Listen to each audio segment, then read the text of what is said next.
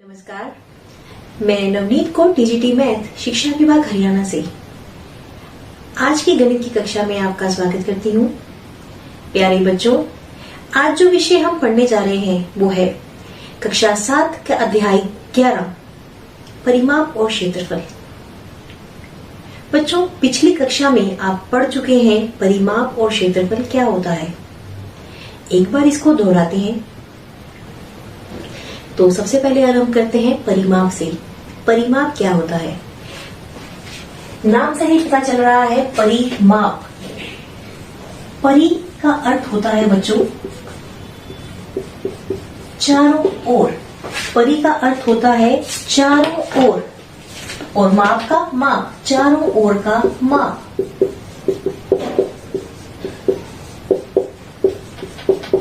किसी आकृति के चारों ओर का माप परिमाप कहलाता है।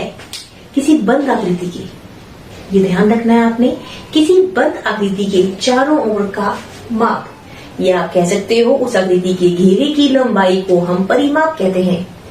इसे पेरीमीटर भी कहते हैं। परिमाप बाउंड्री का माप, चारों ओर का माप या घेरे का माप एक ही बात है। तो हमें अगर किसी आकृति का परिमाप ज्ञात करना है तो उसके लिए हम या तो उसकी बाउंड्री की लंबाई ज्ञात करते हैं या उसकी सारी भुजाओं का योग लेते हैं। तो बच्चों, परिमाप का हमारे दैनिक जीवन में क्या महत्व है? बच्चों, जब कोई किसान अपने खेत की बाउंड्री निर्धारित करता है, एक सीमा निर्धारित करता है कि यहाँ से यहाँ तक मेरे खेत हैं, तो वो एक बाड़ लगवा लेता है, तार की बाड़ लगवा देता है उसके आसपास। तो उसको तार को लगवाने में कितना खर्चा आएगा वो उस पे डिपेंड करता है कि उसके खेत का कितना परिमाप है। वो 2 बार तार लगवाएगा, 3 बार लगवाएगा, वो डिपेंड करेगा उसकी बाउंड्री कितनी बड़ी है, उसका घेरा कितना बड़ा है खेत का। इसी प्रकार से तस्वीर पे फ्रेमिंग करवा रहे हो तो उसकी साइड की जो फ्रेमिंग होती है वो उसकी बाउंड्री की लंबाई यानी उसकी चारों ओर की लंबाई माप के ही देखी जाती है। इसी प्रकार से अगर आप किसी प्लॉट की बाउंड्री बना रहे हैं तो उसके लिए पहले आप भुजाओं का माप देखेंगे कितना है, उसकी चारों भुजाओं का माप। उसके बाद आप वहां पे बाड़ लगाएंगे। तो बच्चों, परिमाप का हम कहीं ना कहीं अपने दैनिक जीवन में उपयोग करते हैं। इसके बाद है क्षेत्रफल। क्षेत्रफल क्या होता है? बच्चों, किसी आकृति द्वारा घेरी गई जगह को हम क्षेत्रफल कहते हैं। किसी आकृति द्वारा, बंद आकृति द्वारा, ये ध्यान रखना है, फिर से बंद आकृति द्वारा घेरी गई जगह को उस आकृति का क्षेत्रफल कहते हैं। हम ये आकृति ले रहे हैं, इस आकृति ने कितनी जगह घेरी हुई है, ये इसके अंदर, इस आकृति के अंदर, ये इसका क्षेत्रफल है। इसने कितना तल घेरा हुआ है। परिमाप में हमने क्या लिया था? ये बाउंड्री की लंबाई, ये बाउंड्री की लंबाई मीन्स ये जमा ये जमा ये जमा ये। और क्षेत्रफल में हम लेते हैं कि आकृति ने कितनी जगह घेरी हुई है। अगर हमारे पास यह आकृति है, इसने कितनी जगह घेरी हुई है। अगर हमारे पास वृत्त है तो उसने कितनी जगह अंदर घेरी हुई है, ये उसका क्षेत्रफल होगा। अब बच्चों, क्षेत्रफल का उपयोग हम अपने दैनिक जीवन में कहाँ करते हैं? मान लीजिए आपको अपने घर में एक कमरे के फर्श पर टाइल्स लगवानी है, तो मिस्त्री आपको बता के जाता है कि टाइल लगाने का खर्चा 50 रुपए स्क्वायर फीट है। अब स्क्वायर फीट या वर्ग सेंटीमीटर या वर्ग फीट, इसका क्या मतलब है? इसका मतलब है वो आपको 1 वर्ग मीटर का या 1 वर्ग फीट का खर्चा बता के जा रहा है और उसी आधार पर वो आपके फर्श का जो क्षेत्रफल है उसके आधार पे वो पूरा खर्चा लेगा। तो उसके लिए तो क्षेत्रफल निकालना पड़ेगा। इसी प्रकार से अगर आप घर पे पेंट कराते हैं तो वो आपको वर्ग मीटर या वर्ग फीट में खर्चा बताते हैं, 1 वर्ग फीट या 1 वर्ग मीटर में।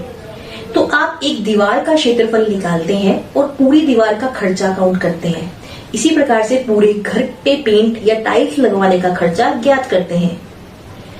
इसी प्रकार से मान लीजिए हमें एक बगीचे में घास लगवानी है, आर्टिफिशियल ग्रास लगवानी है। दुकानदार ने हमें उसका खर्चा बताया है 1 वर्ग मीटर का 50 रुपए।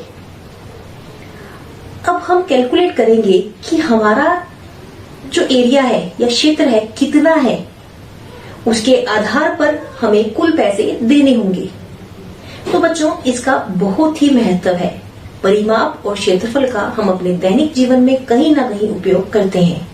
बच्चों, अब हम देखेंगे कि हम एक आकृति का परिमाप किस प्रकार से निकालते हैं।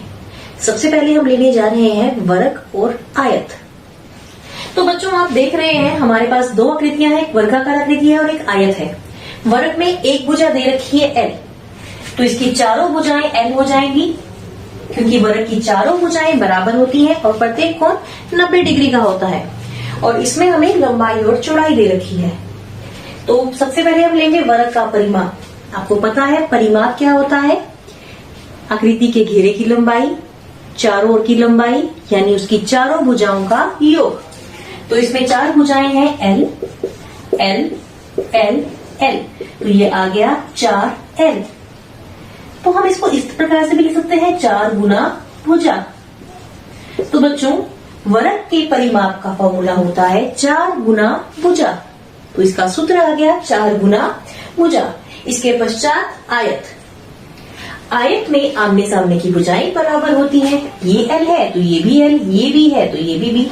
तो इसमें हम क्या करेंगे? L जमा B जमा L जमा B। तो इसमें आप देख रहे हैं L 2 बार आ रहा है, तो ये आ जाएगा 2L जमा 2B। इसको हम ब्रैकेट के बाहर साझा ले लेंगे, तो ये बन जाएगा 2 ब्रैकेट L जमा B। इसमें L है लंबाई यानी लेंथ और B है चौड़ाई यानी ब्रेथ। तो इसमें आपके पास आ गया 2 ब्रैकेट लंबाई जमा चौड़ाई या 2 गुना ब्रैकेट लंबाई जमा चौड़ाई आयत का परिमाप यानी perimeter of rectangle. This is perimeter of square is 4 into side and perimeter of rectangle is 2 into length plus breadth. तो बच्चों, ये था आयत का परिमाप और वर्ग का परिमाप।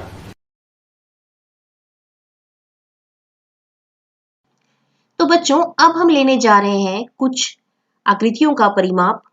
सबसे पहले हम ले रहे हैं एक वर्गाकार आकृति।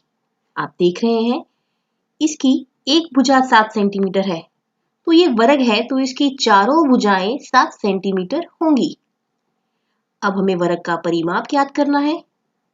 या तो हम कर सकते हैं इसकी चारों भुजाओं का योग ले लें, L जमा L जमा L जमा L यानी 4L। तो चारों को जोड़ के आएगा 28 सेंटीमीटर। और अगर हम फॉर्मूला लें तो 4 गुना 7 28 सेंटीमीटर।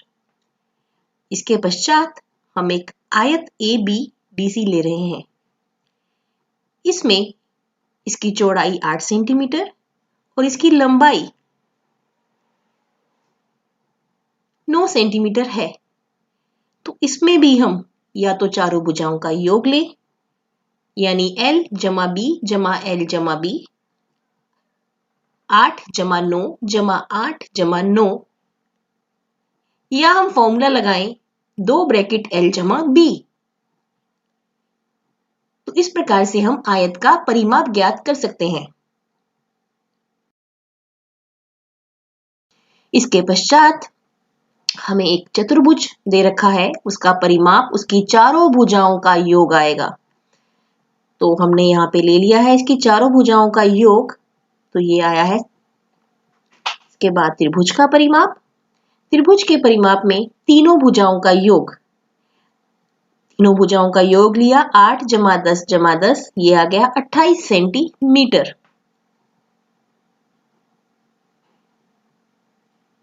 अब एक गतिविधि के माध्यम से हम देखते हैं कि हम आयत और वर्ग का परिमाप और क्षेत्रफल किस प्रकार से निकाल सकते हैं। तो बच्चों, अब हम जियो बोर्ड ले रहे हैं। आप देख रहे हैं इसमें हमने जियो बोर्ड लिया है। इसमें आप देखिए वर्ग बने हुए हैं। एक वर्ग सेंटीमीटर के इसमें वर्ग है। ये देखिए पहला वर्ग ये रहा। कितने सेंटीमीटर स्क्वायर का एक वर्ग है? ये 1 सेंटीमीटर स्क्वायर का एक वर्ग है। तो बच्चों अगर हमें परिमाप निकालना हो तो सबसे पहले हम क्या करते हैं,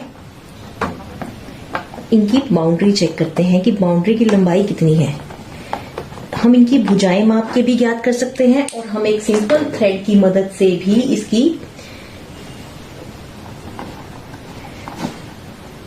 इसका परिमाप ज्ञात कर सकते हैं। इसका परिमाप ज्ञात करेंगे तो देखिए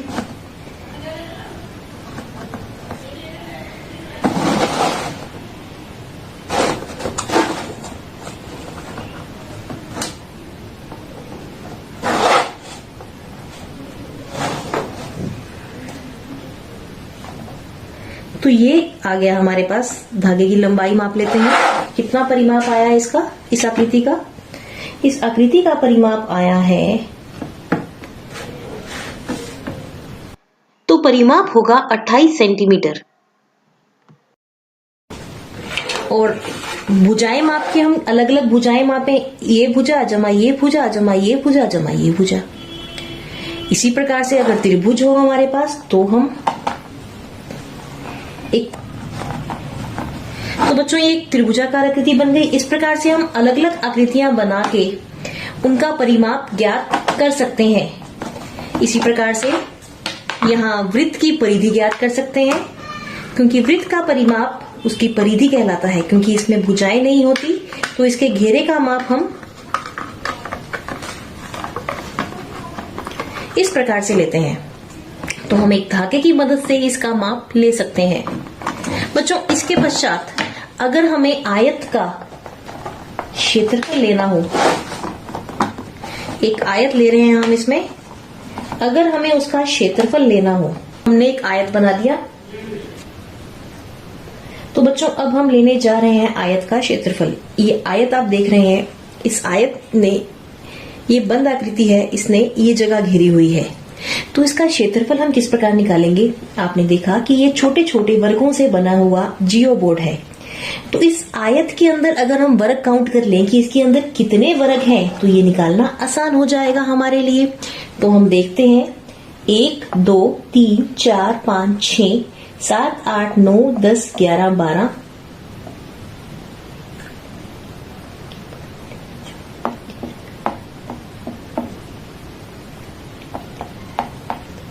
40 41 और ये 42। तो बच्चों ये कितने वर्ग आए हैं? 42 वर्ग आए हैं। एक वर्ग सेंटीमीटर का था तो 42 वर्ग हो गए 42 वर्ग सेंटीमीटर के। तो यहां से आयत का क्षेत्रफल आ गया 42 वर्ग सेंटीमीटर। और बच्चों अगर हम इनकी तुलना करें लंबाई गुना चौड़ाई से, इसकी लंबाई देख लेते हैं 1 2 3 4 5 6 7 इसकी लंबाई है और चौड़ाई 1 2 3 4 5 6 इसकी चौड़ाई है। तो 42 इसका क्षेत्रफल आ रहा है। तो अगर यानी हम इन दोनों को गुना करें 7 6 42, तो यानी हम लंबाई और चौड़ाई को गुना करेंगे। हम इसको इस प्रकार से भी ले सकते हैं, लंबाई गुना चौड़ाई। और अगर हम बात करें बच्चों वर्ग की, अगर हम यहां से ये वर्ग बना दें तो हम चेक कर सकते हैं। देखिए कितने वर्ग आ रहे हैं इसमें, 1 2 3 4 5 6 7 8 9 10 11 12 13 14 15 16 17 18 19 20 21 22 23 24 25 26 36 वर्ग आ रहे हैं। और भुजा ये 6 और ये 6 चिकम 36। तो वर्ग का क्षेत्रफल होगा भुजा गुना भुजा, 6 गुना 6 36 वर्ग सेंटीमीटर। तो बच्चों इस प्रकार से हम जियो बोर्ड की मदद से खेल खेल में आयत और वर्ग का क्षेत्रफल निकालना सीख सकते हैं। हमने देखा जियो कोड की मदद से कि हम एक वर्ग सेंटीमीटर से किस प्रकार से बाकी वर्ग काउंट कर सकते हैं और आयत और वर्ग का क्षेत्रफल निकाल सकते हैं। अब हम फॉर्मूले की मदद से वर्ग का क्षेत्रफल निकालेंगे। हमारे पास L दे रखा है 10 सेंटीमीटर और यहाँ L दे रखा है 10 सेंटीमीटर और ये दे रखा है 7 सेंटीमीटर। तो हमें इस वर्ग और आयत का क्षेत्रफल ज्ञात करना है। तो वर्ग का क्षेत्रफल होता है भुजा गुना भुजा।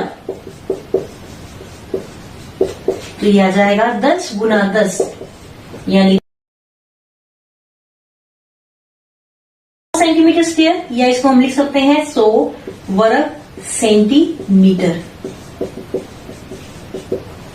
इसके पश्चात आयत का क्षेत्रफल।